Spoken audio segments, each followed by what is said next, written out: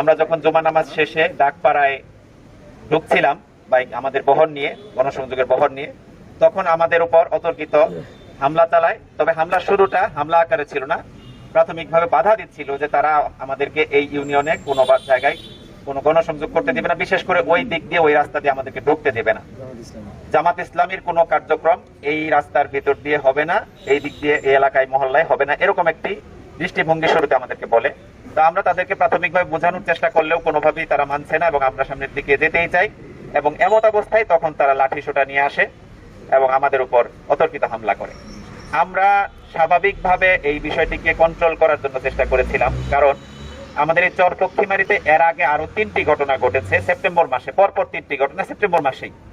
3টি ঘটনাই ছিল এরকম যে আমাদের স্থানীয় সংগঠনের কমিটি গঠন এবং অন্যান্য সাংগঠনিক কার্যক্রম পরিচালনা করতে গেলে এখানে আমাদের জনশক্তিদের উপর, স্বয়ং আমাদের ইউনিয়ন সভাপতি সেক্রেটারি যারা ছিলেন এই দায়িত্বশীল সহ আমাদের ভাইদের উপর অতর্কিত দেশীয় অস্ত্র দ্বারা হামলা করে এবং বেশ কয়েকজন আহতও হয়েছিল আমাদের এই ঘটনাগুলোতে। 3টি ঘটনাকেই আমরা পুলিশকে অবগত করি এবং প্রথম একটি ঘটনা বরঞ্চ পুলিশে আমাদেরকে বলে যে আপনারা আপনাদের জনশক্তিদেরকে নিয়ন্ত্রণ করুন। আমাদের জনশক্তিরা স্বাভাবিকভাবে নিয়ন্ত্রণই আছে, তারা যেন কোনোভাবেই আমাদের এই আইন নিজের হাতে তুলে নিতে না পারে, এটা আমাদের সংগঠনের ঐতিহ্যগতভাবেই আমরা চর্চা করে থাকি এবং আপনারা সে ব্যাপারে অবগত আছেন। আমি বলবো যে আমাদের এই শান্ত থাকার বিষয়টি, পরিস্থিতি নিয়ন্ত্রণের এই পদ্ধতিটিকে পুঁজি করে বিএনপি আজকে দুঃখজনকভাবে আমাদের উপর হামলা চালিয়েছে। আজকের যে হামলাটি, এটি কিন্তু খুব ছোট স্বাভাবিক কোনো ঘটনা নয়।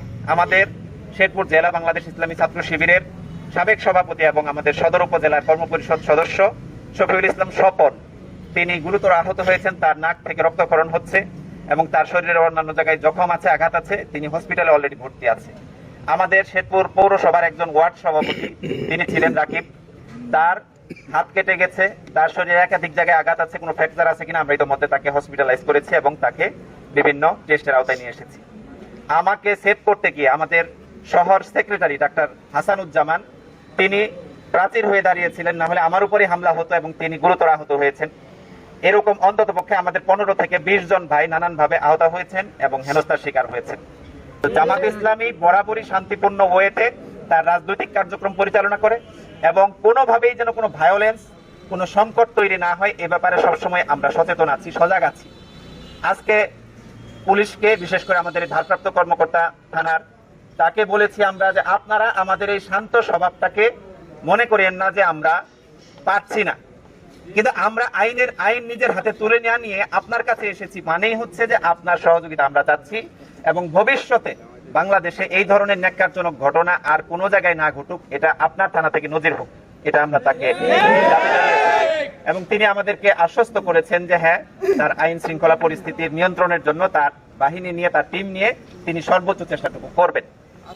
সেকেন্ড যে বিষয়টি আমরা জানিয়েছি, আমরা বলেছি আমাদের এই ঘটনার সাথে সম্পৃক্ত স্পেসিফিক তাদের ভিডিও আছে, আমরা লাইভ করেছি, ভিডিও ধারণ করেছি, ছবি তুলেছি এবং তাদের নাম ঠিকানাগুলো ইতিমধ্যে আমরা পুলিশের কাছে হস্তান্তর করেছি।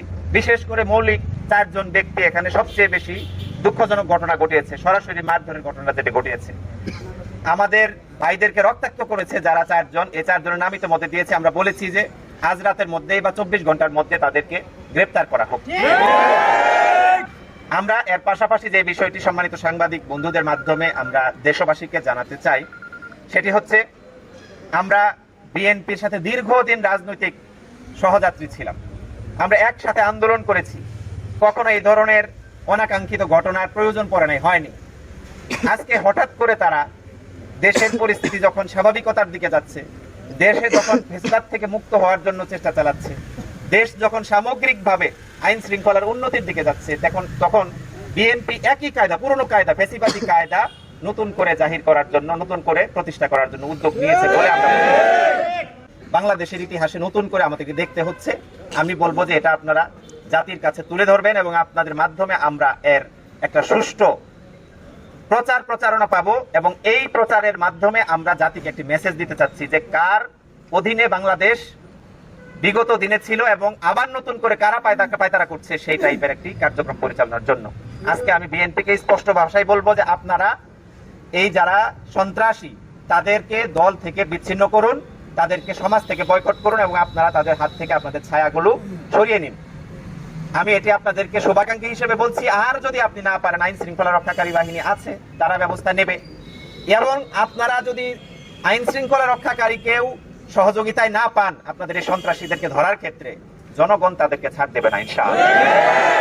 আমি দৃঢ়ভাবে বলছি, আমাদের উপর এরকম হামলার ঘটনা অলরেডি যেহেতু চতুর্থ ঘটনা চলছে, আমাদের দেয়ালে পিঠ থেকে গেলে আমাদের জনশক্তি যে আইন শৃঙ্খলা নিজের হাতে তুলে নেবেন এটা সত্য, কিন্তু আইন শৃঙ্খলা রক্ষাকারী বাহিনী যদি ব্যর্থ হয় তাহলে তার এগেনিস্টে জনতা ব্যর্থ হবে না।